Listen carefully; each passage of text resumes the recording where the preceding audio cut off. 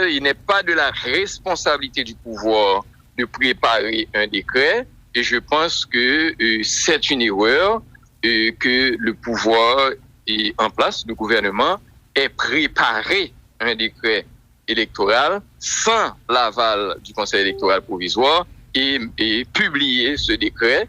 C'est un premier élément de conflit et qui va perdurer. Et dans ce décret électoral, il y a des articles, particulièrement l'aspect sur la question de nomination d'un directeur général au niveau du CEP. C'est une histoire qui a causé beaucoup de problèmes et pour des raisons spécifiques. Et depuis quelque temps, on a un directeur exécutif. Le directeur exécutif garantit l'indépendance du Conseil électoral. La responsabilité de l'organisation des élections est une responsabilité du Conseil électoral permanent qui doit transparence et certainement qui doit faire et organiser les élections avec les acteurs qui sont les partis politiques pour lesquels on organise les élections. Le gouvernement ne fait qu'apporter son support. À partir du moment où qu'un gouvernement essaie d'influencer ou d'agir sans le Conseil électoral permanent ou encore le Conseil électoral provisoire, ça veut dire on tombe déjà dans un conflit qui n'a pas de solution. Allons de manière très précise. Le décret électoral, c'est la loi. Il n'y a pas de loi électorale. Donc, le décret électoral, c'est le cadre légal des élections.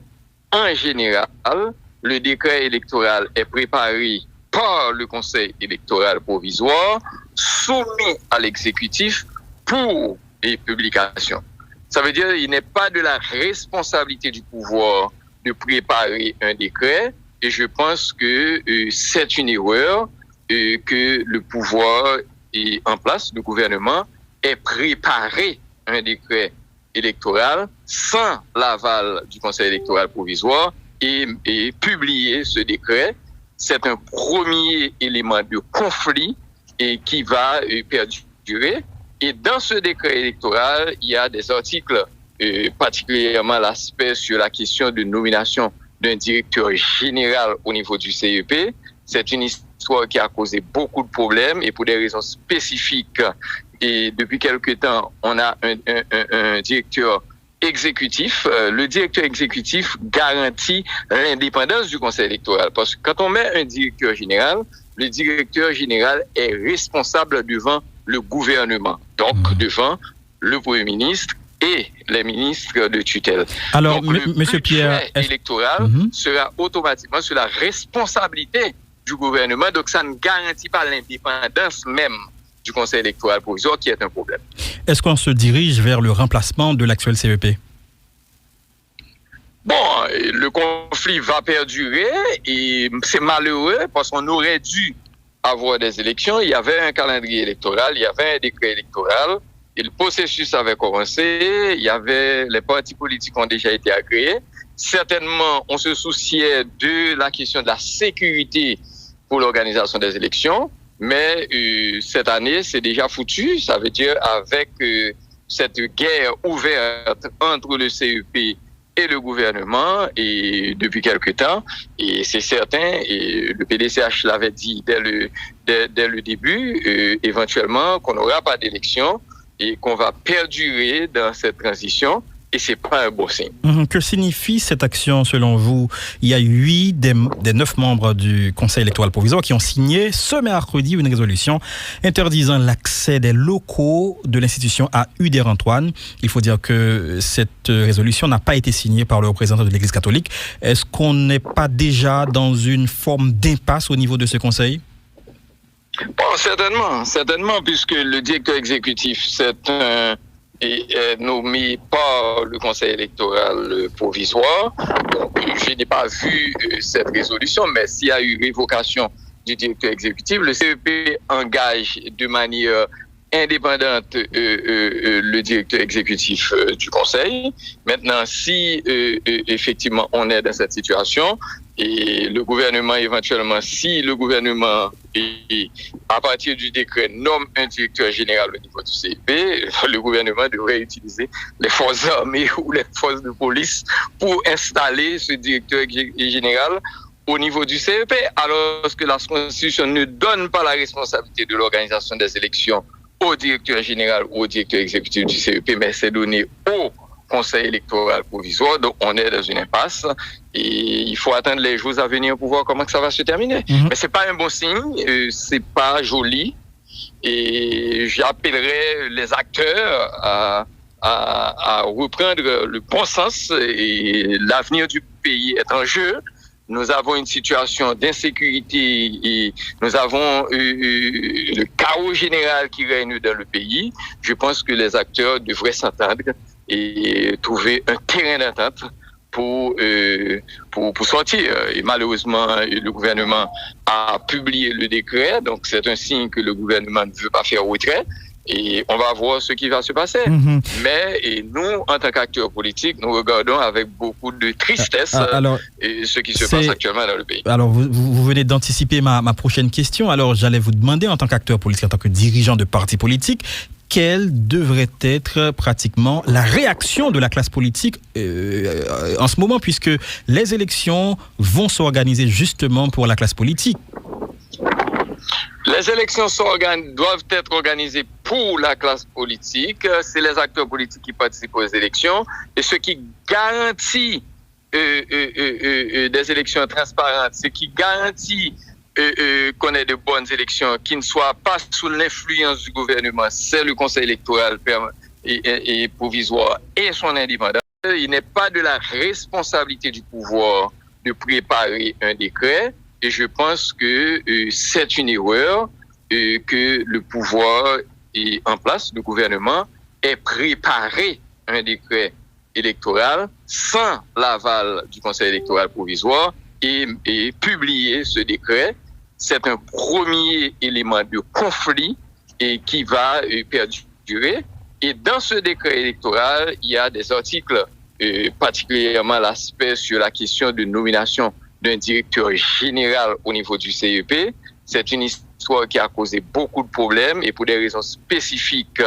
Et depuis quelque temps, on a un directeur exécutif. Le directeur exécutif garantit l'indépendance du Conseil électoral. La responsabilité de l'organisation des élections est une responsabilité du Conseil électoral permanent qui doit transparence et certainement qui doit faire et organiser les élections avec les acteurs qui sont les partis politiques pour lesquels on organise les élections. Le gouvernement ne fait qu'apporter son support.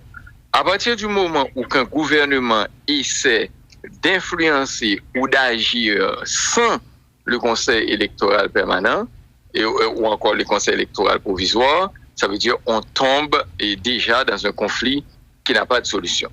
Allons de manière très précise. Le décret électoral, c'est la loi. Il n'y a pas de loi électorale. Donc, le décret électoral, c'est le cadre légal des élections. En général, le décret électoral est préparé par le Conseil électoral provisoire, soumis à l'exécutif pour publication. Ça veut dire qu'il n'est pas de la responsabilité du pouvoir de préparer un décret et je pense que c'est une erreur que le pouvoir est en place, le gouvernement ait préparé un décret électoral sans l'aval du Conseil électoral provisoire et publié ce décret. C'est un premier élément de conflit et qui va perdurer. Et dans ce décret électoral, il y a des articles, particulièrement l'aspect sur la question de nomination d'un directeur général au niveau du CEP. C'est une histoire qui a causé beaucoup de problèmes et pour des raisons spécifiques. Et depuis quelque temps, on a un directeur exécutif. Le directeur exécutif garantit l'indépendance du Conseil électoral. Parce que quand on met un directeur général, le directeur général est responsable devant le gouvernement, donc devant le Premier ministre et les ministres de tutelle. Alors, donc, Monsieur Pierre, électoral sera automatiquement sur la responsabilité du gouvernement, donc ça ne garantit pas l'indépendance même du Conseil électoral provisoire, qui est un problème. Est-ce qu'on se dirige vers le remplacement de l'actuel CEP? Bon, le conflit va perdurer et c'est malheureux parce qu'on aurait dû avoir des élections. Il y avait un calendrier électoral, il y avait un décret électoral et le processus avait commencé. Il y avait, les partis politiques ont déjà été agréés.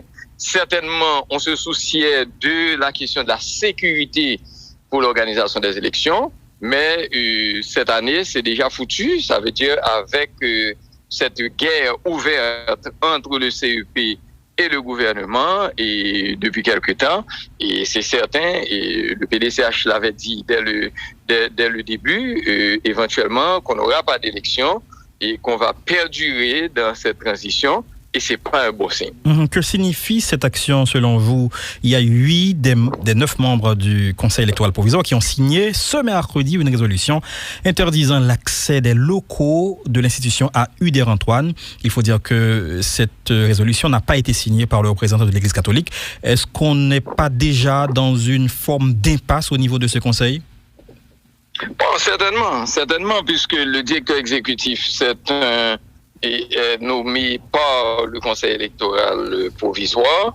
Donc, je n'ai pas vu cette résolution, mais s'il y a eu révocation du directeur exécutif, le CEP engage de manière indépendante le directeur exécutif du Conseil.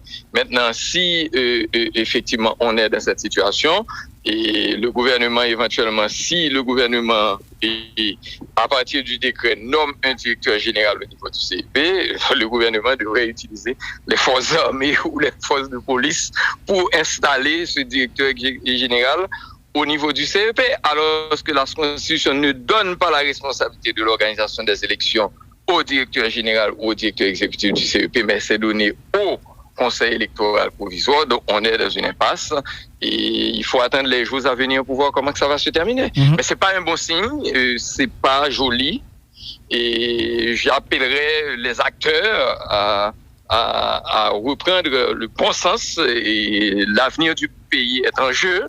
Nous avons une situation d'insécurité et nous avons le chaos général qui règne dans le pays.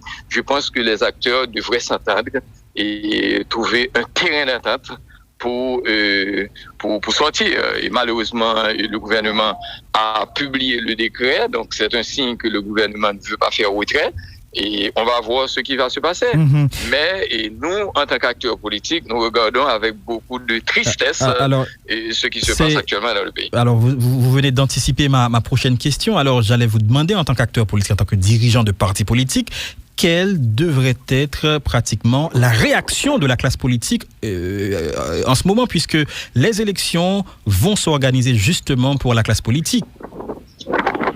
Les élections doivent être organisées pour la classe politique. C'est les acteurs politiques qui participent aux élections.